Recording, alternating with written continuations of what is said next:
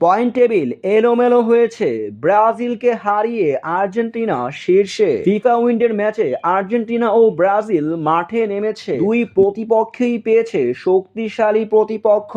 যেখানে আর্জেন্টিনা মাঠে নেমেছিল শক্তিশালী উরুগুয়ের বিপক্ষে, অন্যদিকে ব্রাজিল মাঠে নেমেছিল শক্তিশালী কলম্বিয়ার বিপক্ষে। ব্রাজিল সেই ম্যাচে 2-1 গোলে জয় পায়। তবে দেখা যাচ্ছিল ব্রাজিলের পয়েন্ট টেবিল উন্নতি হয়েছে, কিন্তু পরবর্তী ম্যাচে আর্জেন্টিনা 1 গোলে উরুগুয়েকে হারিয়ে ব্রাজিলকে টক্কর দেয়। ব্রাজিল এখন আর্জেন্টিনার ধারের কাছেও নেই। আর্জেন্টিনার সেই ম্যাচে মেসিকে ছাড়াই মাঠে নেমেছিল তারা, তাই তো সবাই বলেছিল যে আর্জেন্টিনা উরুগুয়ের কাছে হেরে যাবে। সেই ম্যাচে তরুণ থিয়াগো আলমাদা 68তম মিনিটে দারুণ একটি গোল করে বসে। সেই গোলের মাধ্যমেই আর্জেন্টিনা এই জয়টি পায়। তবে ম্যাচ শেষে দেখা যায় পয়েন্ট টেবিল এলোমেলো করে দিয়েছে আর্জেন্টিনা, যেখানে আর্জেন্টিনার বিশাল এক লাফ পয়েন্ট টেবিলে। আর্জেন্টিনাকে ছুঁতেও পারছে না ব্রাজিল।